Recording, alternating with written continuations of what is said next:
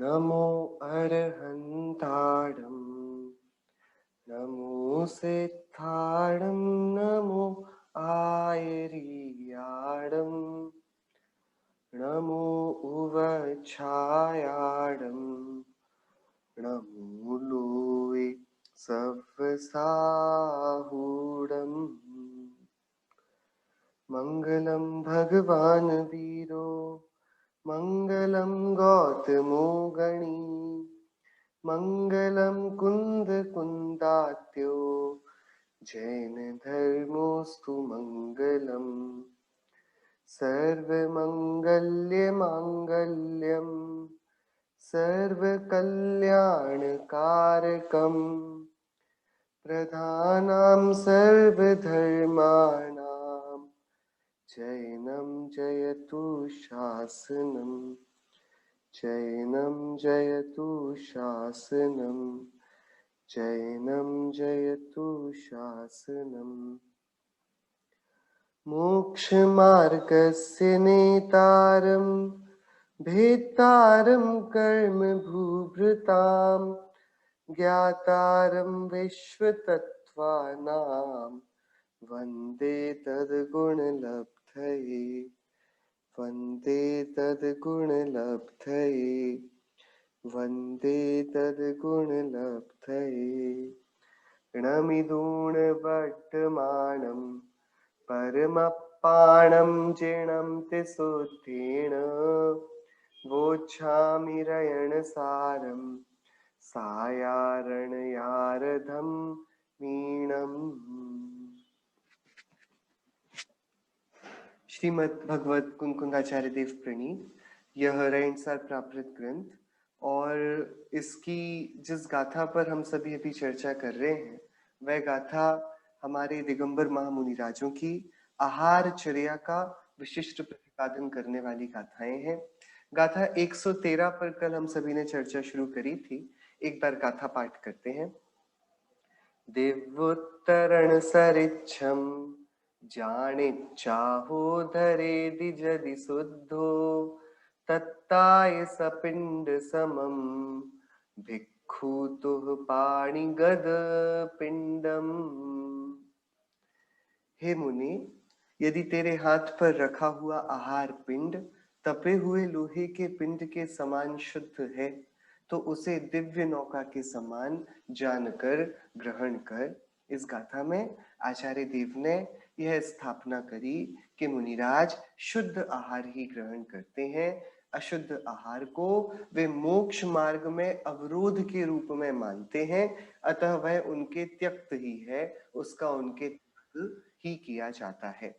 इस पर हम सभी ने आहारचर्या के संक्षिप्त स्वरूप पर शुरू से दृष्टि डालने का प्रयास किया था। हमने ये देखा था कि भिक्षा भले ही इसका नाम हो, लेकिन इस सिंह वृत्ति वाले मुनिराजों के द्वारा उनके आत्म सम्मान की सुरक्षा पूर्वक इसके लिए मुनिराज बहुत स्वाभिमानी होकर निकलते हैं। सो ये दीन वृत्ति वाली नहीं है, ना ही ये पौरुष धनी है। उन्होंने दीक्षा इसलिए नहीं ली है कि उनके खाने का जुगाड़ हो जाए, उनको भोजन मिलता रहे, उनकी आजीविका चलती रहे।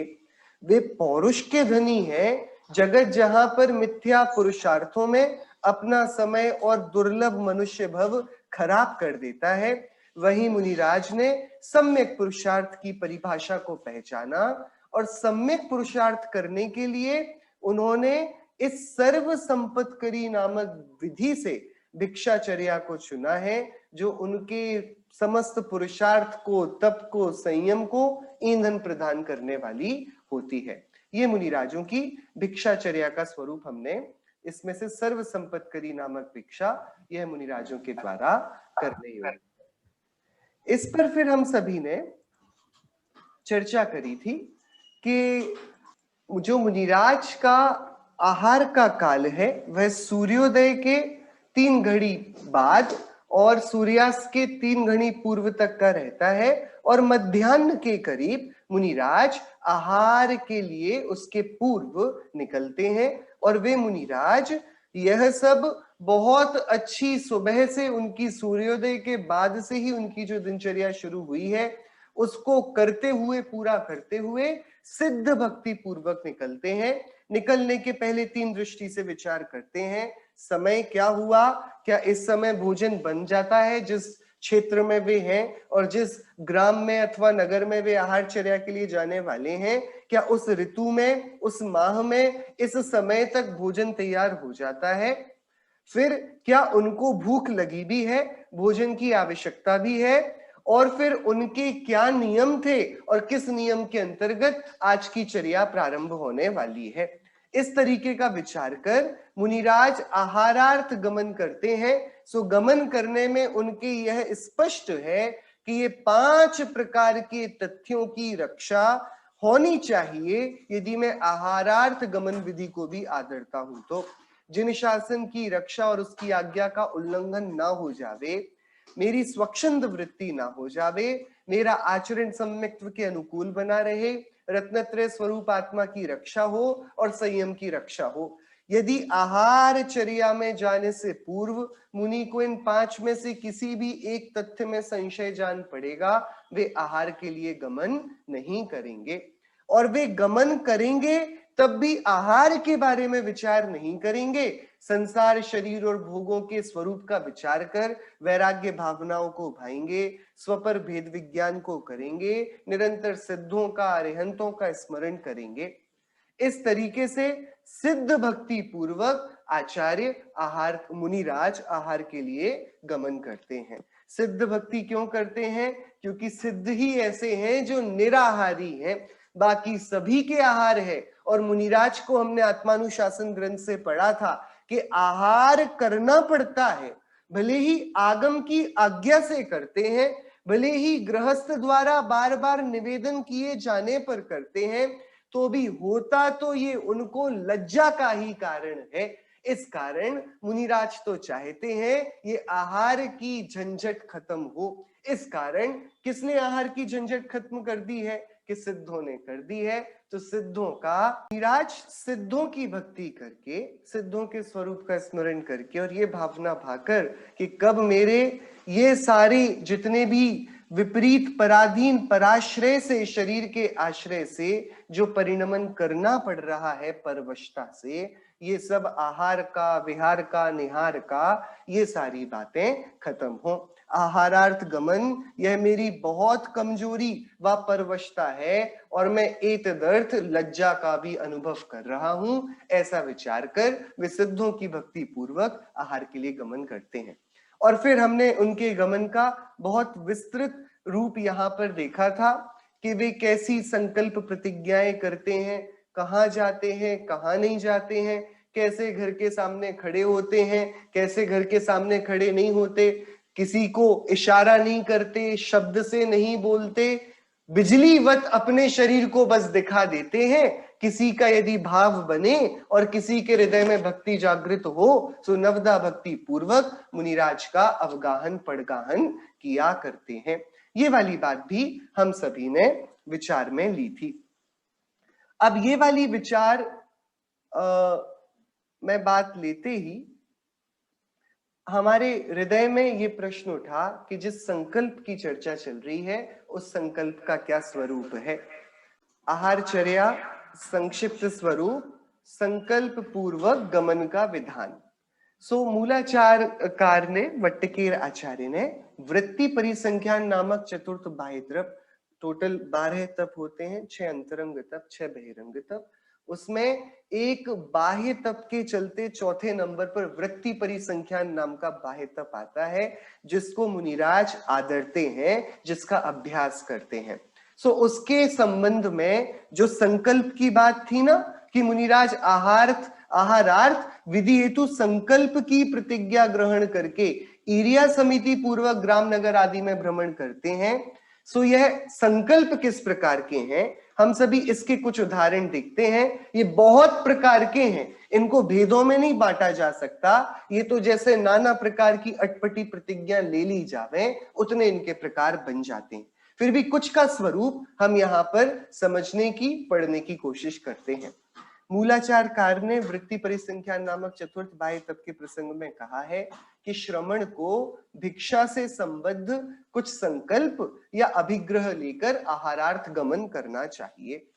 सबसे पहले जैसे कि दाता संकल्प, अर्थात यदि वृद्ध जवान आदि संकल्पानुसार दाता विशेष ही मेरा प्रतिग्रह करेगा तभी उसके यहाँ रुकूंगा, अन्यथा नहीं। मुनिराज ने ये लिया कि आज कोई वृद्ध पुरुष पड़गाहन करेगा तो मैं आहार लूंगा। अब सब जवान पड़गाहन में लगे हुए हैं, अब मुनिराज की विधि नहीं मिलेगी। सो ये दाता का संकल्प किया उन्होंने, ये पहले सोचकर आ गए कि आज तो यदि कुछ इस उम्र का, जैसे कि मुनि राज महावीर ने कैसे एक रोती हुई और चंदनबाला के लिए क्या अटपटी प्रतिज्ञा रखी थी, उसी प्रकार दाता का संकल्प करना। इस वय का, इस हालत में यदि ऐसा दातार मिलेगा सो मैं उसके यहाँ आहार लूंगा, अन्यथा नहीं लूंगा। ये दाता संकल्प। गोचर प्रमाण, इसके अंतर्गत घरों के प्रमाण का संकल्प लेकर निकलने का विधान है। आज सिर्फ 10 घरों तक जाऊंगा, उन 10 घरों में यदि किसी ने पड़गाह लिया तो ठीक है, नहीं तो कोई बात नहीं, वापस जंगल को। तो ऐसे गोचरी का प्रमाण, गोचरी हमने पढ़ी थी ना, वे तो बिल्कुल गाय के जैसे, जैसे उसको दातार का बड़ा घर छोटा घर, जो स्त्री उसको भोजन देती है, उसका श्रृंगार, उसकी सुंदरता, गाय को इससे कुछ लेना देना नहीं, वो देखती भी नहीं, उसको तो जो रख दिया जाए भोजन उसको ही बहुत शांति से खाती है। ऐसे ही गोचरी में निकले हुए मुनिराज अपना नियम धारण करके इतने कदमों तक, इतने घरों तक जाएंगे। किसी ने यदि विधि मिली, किसी ने पड़गाहा तो पड़गा चले जाएंगे, अन्यथा वापस आ जाएंगे। ये गोचरी का प्रमाण। तीसरा, भोजन संकल्प।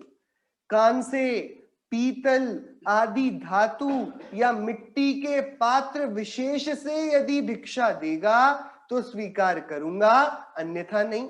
देखो, उनको भोजन तो कर पात्र में लेना है, बराबर, पानी पात्र में लेना है, लेकिन जिस पात्र में भोजन रखा है, जिससे उनके कर पात्र तक दिया जाएगा, वो पात्र ऐसा होना चाहिए। अब हम विचार करें, मुनिराज की विधि भी बन गई, उनको भोजनशाला में भी ले जाया गया, और अब वहां पर भोजन के पात्र दिखे और विधि नहीं मिली तो बस वापस आ गए। इस प्रकार से भोजन संकल्प। अशन संकल्प, चावल आदि विविध प्रकार के, हमने 4 प्रकार के अन्न देखे थे ना, अशन, स्वाद्य, लेद्य और पेय। इस प्रकार से जो उनके, उसमें पहला अशन था, उसमें अन्न आता था, तो अब चावल आदि विविध प्रकार के अन्न में से संकल्पित अन्न या भोज्य पदार्थ विशेष मिलेगा तो आहार ग्रहण करूंगा, अन्यथा नहीं। आज चावल होगा तो हम लेंगे, नहीं होगा तो हम वापस आ जाएंगे।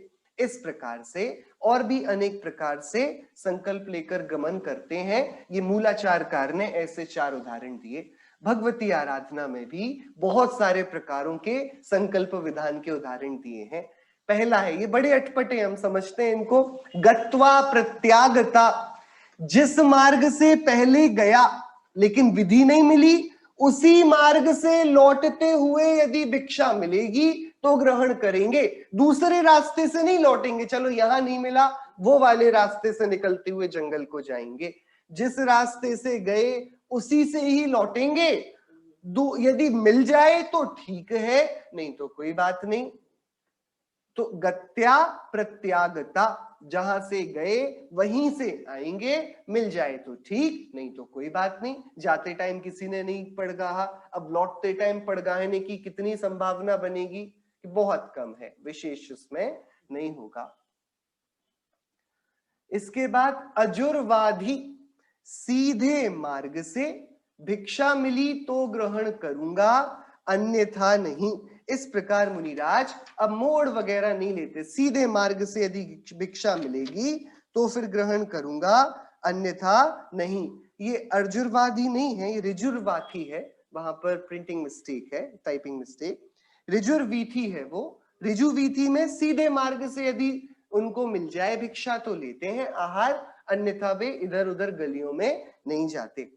फिर है गोमूत्रिका, गाय या बैल के रास्ते में चलते चलते मूत्र त्याग करने से जैसे बल खाते हुए आकार बनता जाता है, वैसे ही बाएं पार्श्व से दाएं पार्श्व के घर और दाएं से बाएं जाते हुए घर में दीक्षा मिली तो ग्रहण करूंगा, नहीं तो नहीं। ये पहले ये वाला घर, फिर ये वाला घर, फिर ये वाला घर, फिर ये, क्रम भंग नहीं होगा। ये के बाद ये लगा हुआ है तो नहीं, ये के बाद ये। इस प्रकार गोमूत्रिका के आकार में, अभी तो ऋजु वीथी में चल रहे थे, सीधे चल रहे थे, सरल पथ पे चल रहे थे, अब वह बहुत ही विषम बन गया, टेढ़ा मेढ़ा हो गया। इस प्रकार का वे नियम लेते हैं संकल्प। पिल्वियम पेठा, वस्त्र, सुवर्ण आदि रखने के लिए बांस के पत्ते आदि से जो संदूक बनता है पुराने जमाने में, जिस पर ढकना भी हो, उसके समान चौकोर भ्रमण करते हुए भिक्षा मिली तो ग्रहण करूंगा, अन्यथा नहीं। सो एक आकार बताया, एक सीधे चलने का हो गया, एक विषम पथ पर चलने का हो गया, एक चौकोर उस नगर की परिक्रमा ही तुल्य हो गई। इस प्रकार मिलेगा तो करेंगे। शंभू का व्रत, शंभू यानी शंख, शंख के आवर्तों के समान, जैसे शंख गोल गोल होता है ना, लिपटा हुआ अपने अंदर ही समिटा हुआ, वैसे ही गांव के अंदर आवर्ताकार भ्रमण करके बाहर की ओर भ्रमण करते हुए भिक्षा मिली तो ग्रहण करेंगे, अन्यथा नहीं। ये सब गमन के विशेष हैं। पतंग वीथी, पतंगों की पंक्ति से अनियम क्रम से भ्रमण या उड़ने के समान भ्रमण करते हुए, जैसे पतंग आकाश में स्वच्छंद बिना किसी पंक्ति के, बिना किसी नियम के चला करती हैं, ऐसे वे मुनिराज भी नगर में पतंग तुल्य मानो उड़ती ही हो, ऐसे यदि उस रीति से उनको भिक्षा मिले तो वे ग्रहण करते हैं। ये गोचरिया है, गोयरिया है, ये प्रिंटिंग मिस्टेक। गोचरी नामक भिक्षा के अनुसार, जो गोचरी का हमने पहले स्वरूप पढ़ा था, उसके हिसाब से भ्रमण कर भिक्षा लेना। अगली है पाटक। किसी पाटक या मोहल्ले में भ्रमण करते हुए भिक्षा मिलेगी तो ग्रहण करूंगा। अब वो नियम ले लेंगे, भैया इस जगह पर यदि मिलेगी तो हम लेंगे, नहीं मिलेगी तो फिर हम वापस चले जाएंगे, आज हम इसी वाले नगर के हिस्से में घूमेंगे। सो इस पाटक या मोहल्ले में भ्रमण करते हुए भिक्षा मिलेगी। इस प्रकार एक पाटक या दो, एक मोहल्ला, दो मोहल्ले, उतने में ही जाने का भी नियम लेवेंगे। नियंत्रण, अमुक घर के परिकर से लगी हुई भूमि में भिक्षा मिली तो स्वीकार करूंगा, घर में प्रवेश नहीं करूंगा। कुछ ग्रंथकारों का कथन है कि पाटक की भूमि में ही प्रवेश करूंगा, घर के अंदर नहीं। पहले घरों में आंगन, बाहर से उनके गेट, और फिर बाहर बहुत खुला स्थान होता था, अंदर न जाना हो तो किसी ने बाहर ही पड़गाहन के लिए सब व्यवस्था कर रखी हो, घर के अंदर नहीं जाएंगे। इस संकल्प को पाटिक निवसन कहते हैं, या नियंत्रण, ये उसका पुराना मूल शब्द है। भिक्षा परिमाण, एक या दो बार में परोसे गए भोजन को ग्रहण करूंगा। पहला ग्रास में अब जो दे दिया हो गया, दूसरे दो ग्रास में जो हो गया हो गया। अब पहले ग्रास में यदि उन्होंने तरल दूध या ऐसा ही कुछ पदार्थ दिया तो बस पीकर हो गया, कुछ अन्न गया ही नहीं, वो नियम है। और पहले से तो बताएंगे नहीं मुनिराज, बस अंजलि में ग्रहण किया, अंजलि को अलग कर लिया। सो भिक्षा परिमाण। दात्र ग्रास परिमाण, एक या दो दाता के ही द्वारा देने पर भिक्षा ग्रहण करूंगा। मतलब बहुत सारे लोग लग जाते हैं देने के लिए, उन्होंने नियम कर लिया, एक देंगे तो ग्रहण करेंगे, दो देंगे तो ग्रहण करेंगे, तो दात्र ग्रास परिमाण हो जाएगा। पिंडैषणा, पिंड रूप भोजन ही ग्रहण करेंगे, पूरा का पूरा भोजन का पिंड जो उनको दिया जाएगा वही ग्रहण करेंगे। पानैषणा, जो बहुत द्रव होने से पीने योग्य होगा। सो एक में बोला कि भैया पिंड लेंगे, एक में बोला जो द्रव्य होगा, दूध, खीर, लिक्विड, एक में ठोस फॉर्म और एक में लिक्विड द्रवित फॉर्म, इनको जो मिलेगा उसको ग्रहण करेंगे। इस प्रकार से बहुत प्रकार के अटपटी प्रतिज्ञाओं को लेकर संकल्प पूर्वक मुनिराज आहार ग्रहण के लिए निकलते हैं, और वे इसकी प्रतिज्ञा करके, बिना इसकी भावना भाई कि मेरी पूरी होगी प्रतिज्ञा, विधि मिलेगी नहीं ऐसा नहीं विचार करते। देखिए पुराने जो मूल शास्त्रों में शब्द हैं, कई के अर्थों से हम अत्यंत अपरिचित हैं, उनमें और नाना प्रकार की कैसी कैसी प्रतिज्ञाएं होती हैं। इसी प्रकार यवागु पुग्गलिया यानी चना मसूर आदि धान्य, संश्लिष्ट शाक कुलमाश आदि से मिला हुआ, फलिया यानी मध्य में भात और उसके चारों ओर शाक रखा हो वैसा आहार, परीखा मध्य में अन्य तथा इसके चारों ओर व्यंजन रखा हो ऐसा फॉर्मेशन, थाली के जमाने की फॉर्मेशन, ऐसा होगा तो आहार लेंगे।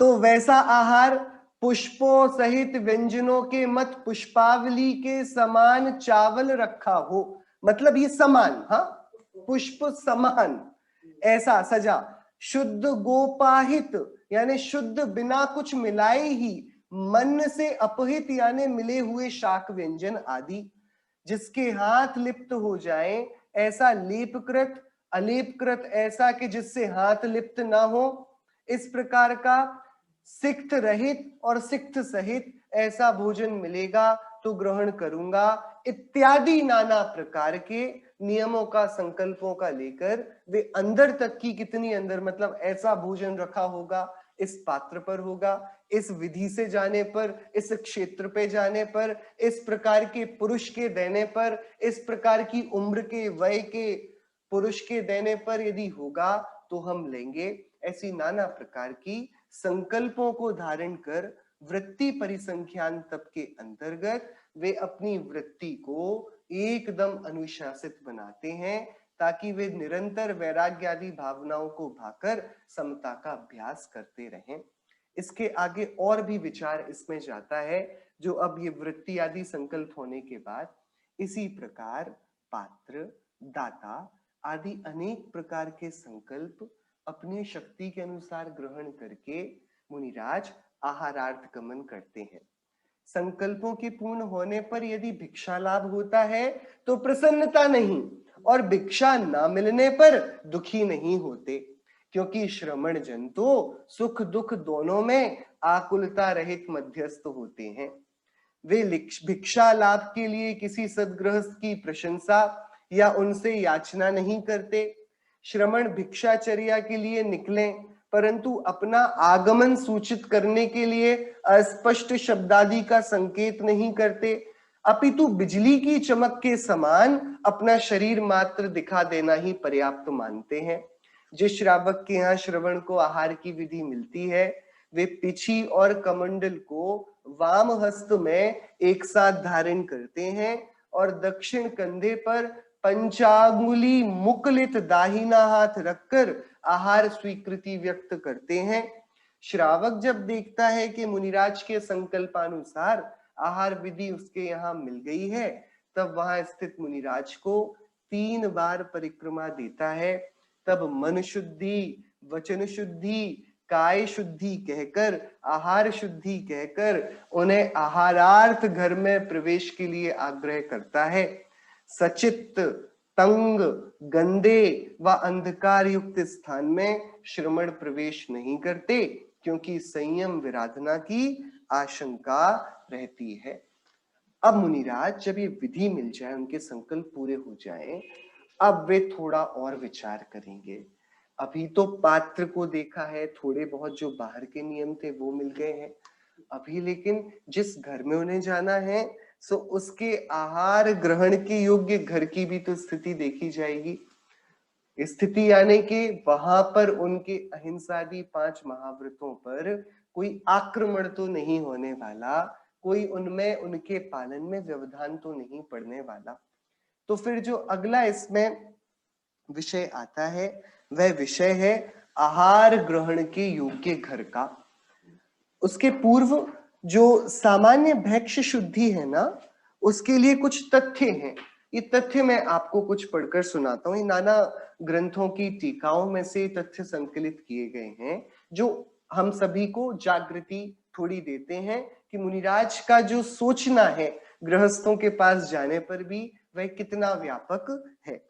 सबसे पहले तो जो मुनिराज सिद्ध भक्ति करके निकले हुए हैं, वृत्ति परिसंख्यान तप को उन्होंने आदर लिया है, संकल्प ले लिया है और 12 भावनाओं का चिंतन कर, नाना प्रकार के तत्व ज्ञान का विचार कर, भेद ज्ञान की भावनाओं को भाकर वे विहार कर गए हैं नगर गमन के लिए। वे मौन पूर्वक गमन करते हैं। आहारचर्या में मौन अत्यंत महत्वपूर्ण है और इसके बहुत गीत गाए गए हैं। मौन यह भैक्ष शुद्धि का महत्वपूर्ण अंग है। आहारचर्या का संकल्प लेने से लेकर आहार विधि पूर्ण होने के बाद तक मुनिराज अखंड मौन व्रती होते हैं। वे बीच में जब तक आहार विधि पूरी ना हो जाए वे मौन को नहीं तोड़ते। यहां तक कि वे किसी भी प्रकार के संकेत, ध्वनि या मुद्रा द्वारा कुछ भी कहने या बताने की चेष्टा नहीं करते। अब ये तो बहुत प्रत्यक्ष है। यदि मुनिराज कुछ शरीर से भी चेष्टा करेंगे तो वह मौन भंग माना जाएगा। यहां तक कि आहार विधि ना भी मिले तो वे मौन पूर्वक ही वापस लौट आते हैं, लेकिन किसी भी प्रकार से मौन में अतिचार नहीं लगाते। मूलाचार ग्रंथ का ये उद्धरण है। इसलिए इस विधि का क्यों वे पालन करते हैं कि राजवार्तिक में इसका समाधान लिखा कि भैया उनके दीनता का अभाव है। जो वे आहारार्थ कुछ बोलेंगे तो दीनता प्रकट हो जाएगी ना, ये तो मांगना ही हो गया ना, निवेदन करना हो गया। सो इस विधि का विशेष अंग है दीनता का अभाव। अकलंक देव ने लिखा है, दीन वृत्ति से रहित होकर, बिना झुके, बिना छोटा बने, बिना लघुता लिए, सिंह वृत्ति को धारण कर जो प्रासुकाहार किया जाता है वही भैक्ष शुद्धि है। याचना करना या अपने आगमन की सूचना देने के लिए अस्पष्ट शब्द बोलना, खंखारना आदि निषिद्ध है। मात्र क्षण भर के लिए शरीर दिखा देना ही पर्याप्त है। मुझे कौन श्रावक निर्दोष भिक्षा देगा, ऐसा विकल्प ना कर वे 12 भावनाओं का चिंतन करते हैं, भेद ज्ञान की भावनाओं को पाते हैं। अब जब उनके लिए आहार की विधि मिल गई और अंदर का पड़गाहन कर लिया गया, उसके सामान्य नियम है, घर के आने जाने का मार्ग छोड़कर समतल व छिद्र रहित भूमि पर दोनों पैरों में 4 अंगुल जगह खाली छोड़कर मुनिराज निश्चल वृत्ति से खड़े होते हैं। जब आहार के लिए खड़े होंगे ना, उनका आदर कर लिया गया, विधि मिल गई और वे आहारशाला में, भोजनशाला में प्रवेश कर गए। अब वो उसका क्या स्वरूप होगा, उसकी क्या परीक्षा होगी वो हम पढ़ेंगे, लेकिन पहले जो विशिष्ट इसके बिंदु हैं हम उनको एक क्रमवार तरीके से देख रहे हैं। तो कैसे खड़े होंगे मुनिराज कि एकदम स्तंभवत सीधे खड़े होंगे, आवागमन के मार्ग पर खड़े नहीं होंगे, मार्ग को अवरुद्ध नहीं करेंगे। उनके दोनों पैरों के बीच कितना अंतर होगा, 4 अंगुल का। 4 अंगुल का दोनों पैरों के बीच अंतर होगा। और विशेषता क्या कि वे टिककर किसी खंबे का आधार लेकर, भित्तिका का आधार लेकर खड़े नहीं होंगे। दीवार, खंबे आदि का आश्रय लेकर, बिना आश्रय लिए बिना खड़े रहते हैं। अब देखिए, अब घर की शुद्धि की विचार होगी। कहां पर आहार के लिए नहीं जाएंगे? घर यदि ऐसा होगा तो अंधकार युक्त जगह में नहीं जाएंगे, अंधेरा होगा तो मुनिराज नहीं जाएंगे। तत्काल लीपी गई या पानी के छिड़काव से गीली जगह पर भी मुनिराज नहीं जाएंगे। सचित घास, फूल, फल, पत्ते आदि जहां फैले हों वहां पर मुनिराज नहीं जाएंगे। जीव सहित मिट्टी जहां पर पड़ी हुई हो वहां मुनिराज नहीं जाएंगे। जिस जगह पर वे खड़े हो यदि उसमें बहुत छिद्र हो, बहुत सारे छिद्र युक्त जगह हो, मुनिराज ऐसी जगह पर नहीं जाएंगे। जिस फर्श पर बहुत सारे छेद हो, उबड़ खाबड़ हो, क्योंकि वहां पर जीवों के रहने के स्थान बन सकते हैं।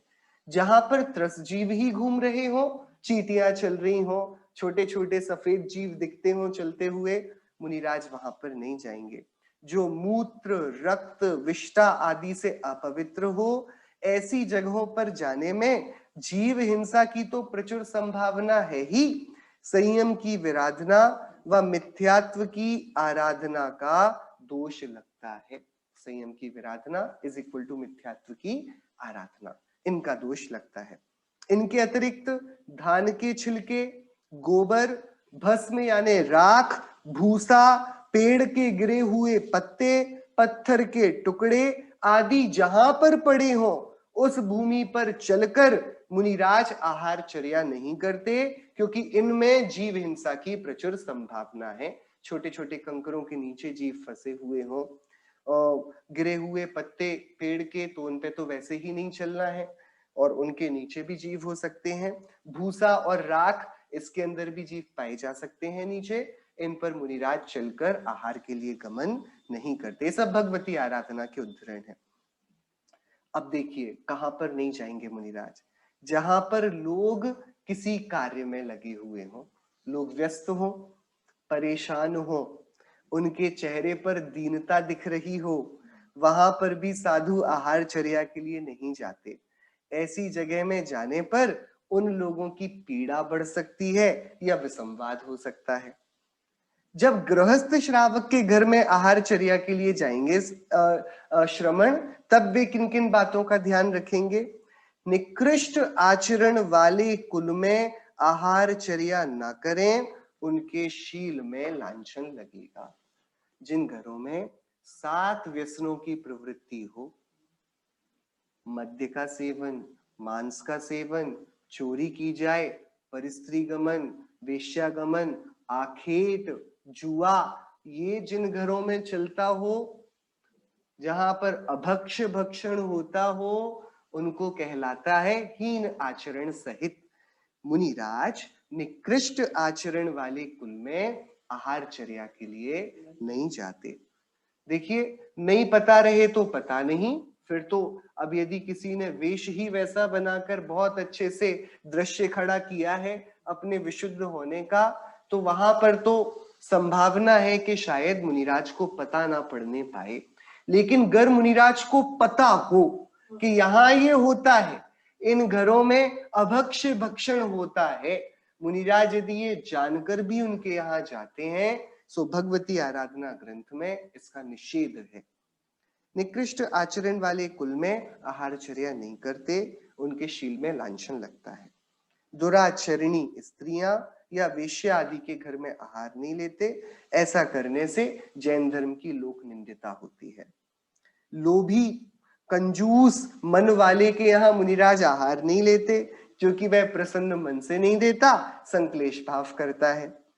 अति दरिद्री के घर भी मुनिराज आहार नहीं लेते, भ्रामरी वृत्ति में हमने देखा था, क्योंकि वह या तो ऋण लेकर, उधार लेकर उद्दिष्ट आहार देगा, उसको लग गया मुनिराज को आहार देने से अपना भला है, आहार देने की बहुत भावना है, सो ऋण लेकर आहार देवे, तो ये तो दोषपूर्ण हुई बात।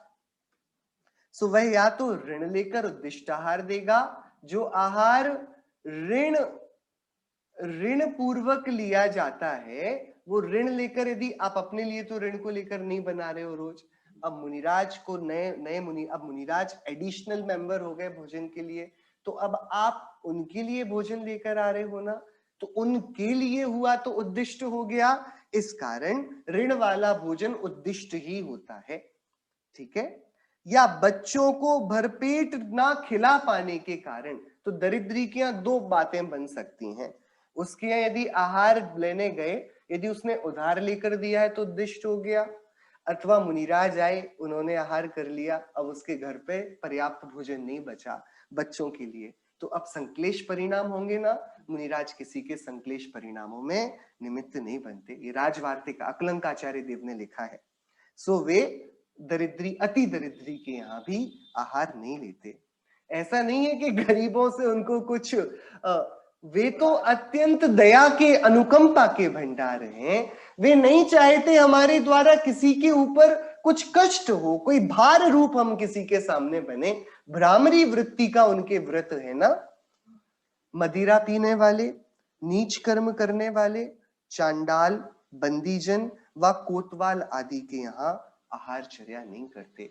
जिनकी आजीविका हिंसा पर आधारित हो, अभक्ष्य वस्तुओं के व्यापार में आधारित हो, नशे आदि की वस्तुएं, शराब इत्यादि जो नाना प्रकार से नशे का व्यसन किया जाता है, ऐसा हीन कर्म करने वाले जिनकी आजीविका हो, मुनिराज उनके यहाँ आहारचर्या नहीं करते, क्योंकि इनसे शील में दोष लगेगा और लोक निंदिता होगी कि आप बोलते हो मद्य का पान नहीं करो, आपके मुनिराज तो उनके यहाँ चले गए जो मद्य को बेचते हैं, उन्होंने तो उनके घर आहार ले लिया, उनके यहाँ तो शराब बिकती है, तो कितनी लोक निंदिता होगी।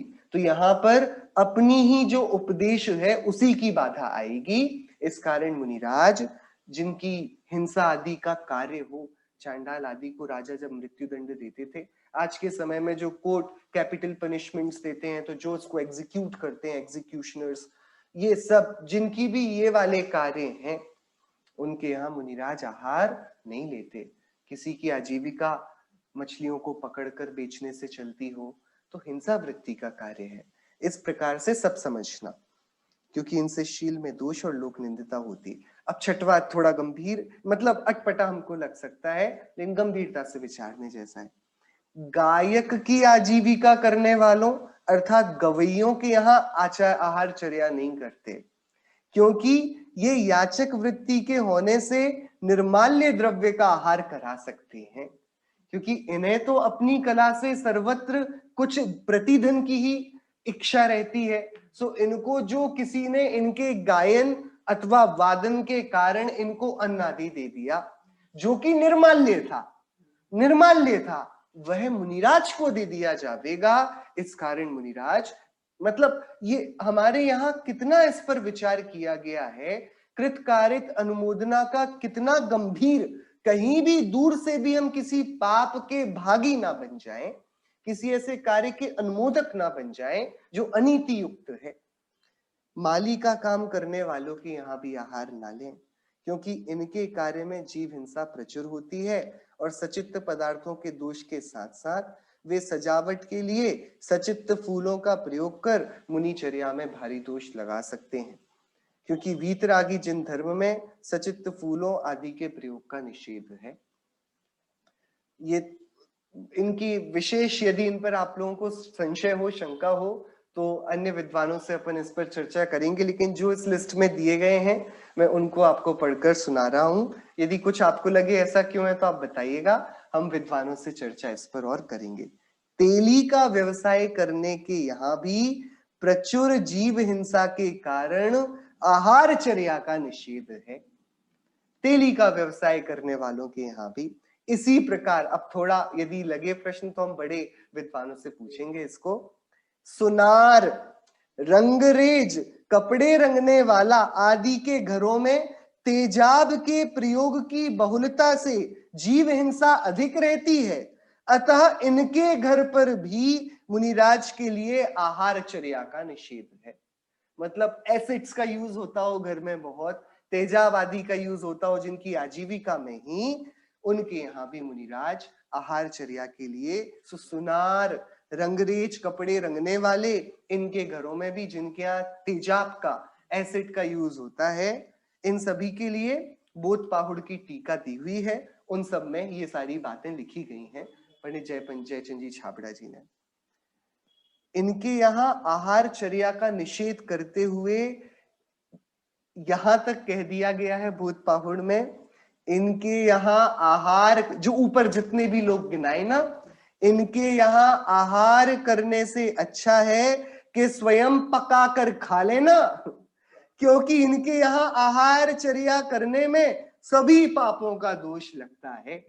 ये थोड़ी कठोर बात होगी, मतलब यानी इनके यहाँ आहार का निषेध है मुनिराजों को। इनके अतिरिक्त और भी लोगों के यहाँ भगवती आराधना ग्रंथ में कुछ निषेध किए गए हैं, हम आराम से उनको सुनेंगे, जल्दी नहीं करेंगे। राजा के यहाँ आहार नहीं लेना, इन्हें प्रायः राजकाज के लिए विभिन्न प्रकार के दंड आदि के कार्य करने पड़ते हैं, इसलिए इनके यहाँ का भोजन गरिष्ठ व प्रमाद वर्धक होने से मुनिचर्या में बाधक भी है। इनके भोजन से चित्त में चंचलता बढ़ती है तथा राजभवनों की विलासिता व वैभव चित्त में संयम से समर्पण घटाता है। इसलिए मुनिराज को राजपिंड आहार में ग्रहण करने का निषेध किया गया है। राजपिंडा ग्रहणम चतुर्थ स्थिति कल्पः भगवती आराधना वृत्ति में आया। अब आपको प्रश्न होगा, भरत चक्रवर्ती के तो आहार का वर्णन है, बराबर, इसलिए बोला जल्दी नहीं करेंगे हम इसमें निष्कर्ष में पहुंचने में। दूसरा, एक तो राजा हो गए, ये प्रश्न आ गया वो ही कि राजाओं के बहुत सारे इंस्टेंसेस हैं प्रथमान युग में, पूरा पढ़ते हैं अपन इसको। दूसरा, एक तो राजा के यहाँ राजपिंड का निषेध है। दूसरा, राजाओं के समान बड़े वैभवशाली व नौकर चाकरों से भरे पूरे धनपतियों सेठों के घर पर भी मुनिराज के लिए आहारचर्या का निषेध किया गया है और उनके यहाँ मिलने वाले आहार को राजपिंड के समान ही दोषों वाला बताया गया है। अब और ज्यादा परेशानी हमको तकलीफ हो सकती है। इन दोनों के यहाँ चोरी, स्त्री प्रसंग आदि के आरोपों रूप परसमुत्थ यानी दूसरों से लगाए जाने वाले दोषों की तथा चित्त विकार आदि आत्मसमुत्थ स्वयं की कमजोरी से लगने वाले दोषों की संभावना मानी गई है। परंतु अब हमारा समाधान हमको मिलेगा, जहां राजा व सेठ सुसंस्कारी, विवेकवान, चारित्रवान जैन कुल के हों, वहां विधि पूर्वक आहारचर्या करने का विशेषतः बीमार साधु यानी ग्लान मुनि के लिए और श्रुत के संरक्षण में संलग्न मुनि के लिए निषेध नहीं किया गया है, पर यह अपवाद मार्ग है। न्याय मार्ग तो यही है कि राजपिंड का त्याग किया जाए।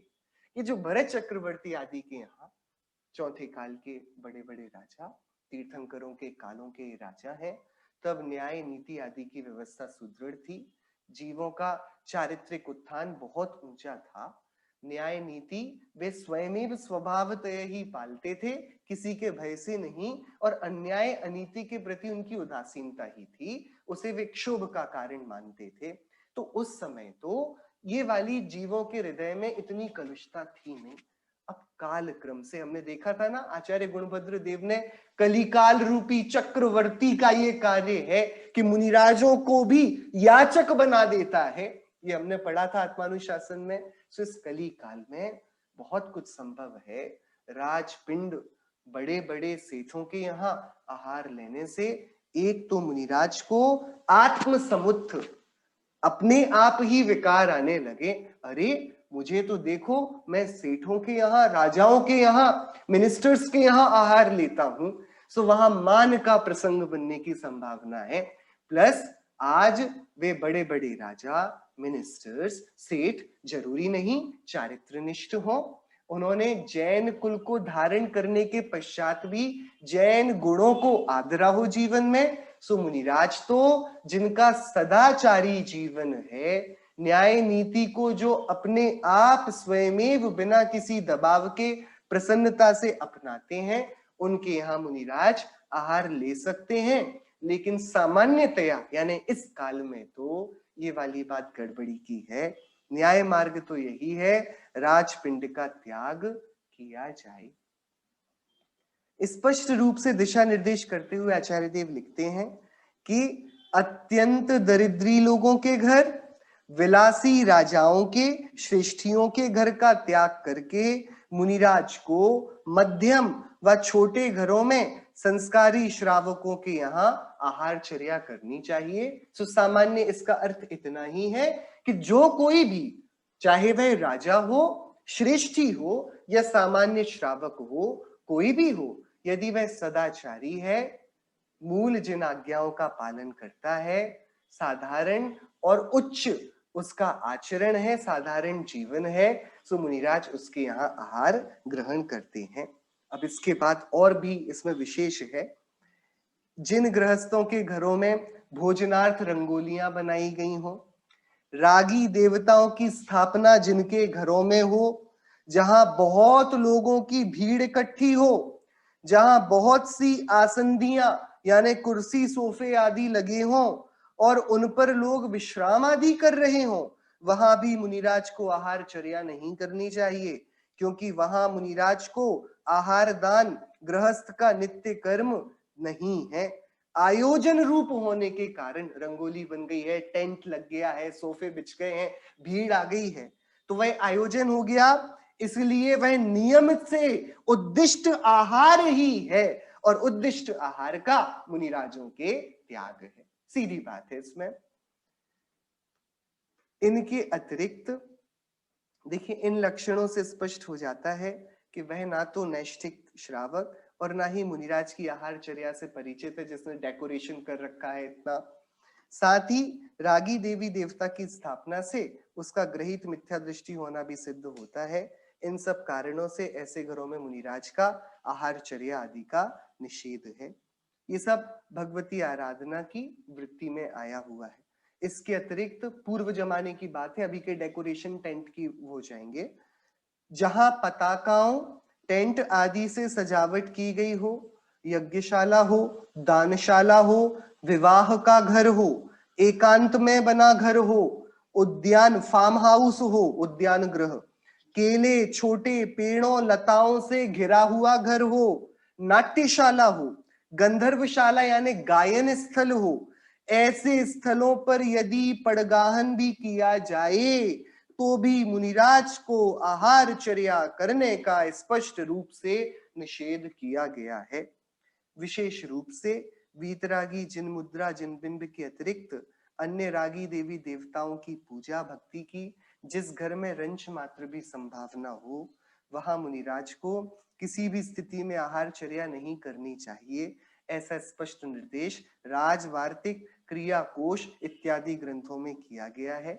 इस प्रकार से ये सामान्य हमने बाहर की दृष्टि इसमें डाली है कि मुनिराज अब घर की भी शुद्धि को देखना चाह रहे हैं। उसके जो मुख्य बिंदु हैं, इसकी चर्चा हम अभी आगे करेंगे। कुछ प्रश्न आए हैं, अपना समय हो गया है, बस 2 सेकंड में।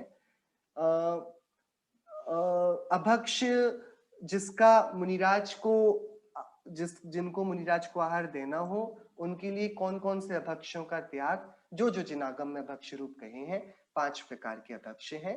तिरस्कार, बहुघात, अनुपसेव्य, नशाकारक और अनिष्टकारक।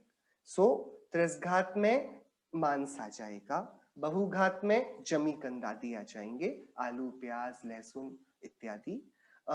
नशाकारक में बीड़ी, सिगरेट, शराब और नाना प्रकार के ड्रग्स, जो कुछ भी ये सब जो हमें नशे में डालते हैं वो नशाकारक है।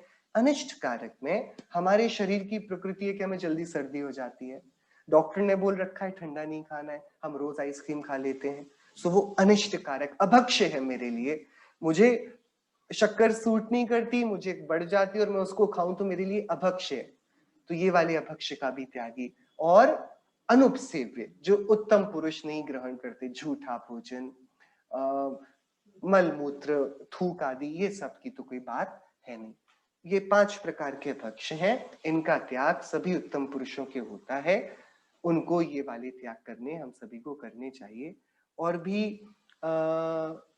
हाँ, सामान्यतः यही कहा जाता है कि जिनके रात्रि भोजन का त्याग नहीं है, जमीकंद आदि का त्याग नहीं है, वे मुनिराज को आहार भी नहीं दे सकते, और थोड़ा यदि कड़क होकर आगम की शोध की जाए और आज्ञा मानी जाए तो वे जिन प्रतिमा को स्पर्श भी नहीं कर सकते, प्रक्षाल के भी अधिकारी नहीं होते। सामान्य कथन है, अब तो ऐसी बातें बोलने में लोग बुरा मान जाते हैं और उनको लगता है कि नहीं आप हमें प्रक्षाल के लिए रोकते हो या ये करते हो, लेकिन नियम यही है कि जिसके मूल जो जैनागम के परिचायक रात्रि भोजन का त्याग और अभक्ष्य का त्याग और छने जल का ग्रहण, वे नियम भी ना हो और वह अपने को जिनेंद्र देव का भक्त बोले तो बहुत परेशानी में पड़ जाने वाली बात होती है। सो इस प्रकार के नियम होने ही चाहिए, तभी वे परमेष्ठी हैं, परम पद में स्थित हैं। उनकी गरिमा के लिए जैसे सभी से मिलने का कोई ना कोई विधान होता है, सो पंच परमेष्ठियों के मिलने की पात्रता सादगी भरे सदाचरण वाले जीवन में बनती है। और भी बहुत सारे प्रश्न हैं, हम आगे की चर्चा आगे इन्हीं प्रश्नों की, जैसे डॉक्टर्स, लॉयर्स, आर्किटेक्ट्स, ये वाले प्रोफेशन वाले आहार दे सकते हैं या नहीं, इत्यादि चर्चा हम आगे की चर्चा में करेंगे। निज निधि निज में बताई यह अनंत उपकार है, उसके लिए जिन वाणी माँ को वंदना शत बार है, उसके लिए जिन वाणी माँ को वंदना शत बार। नो।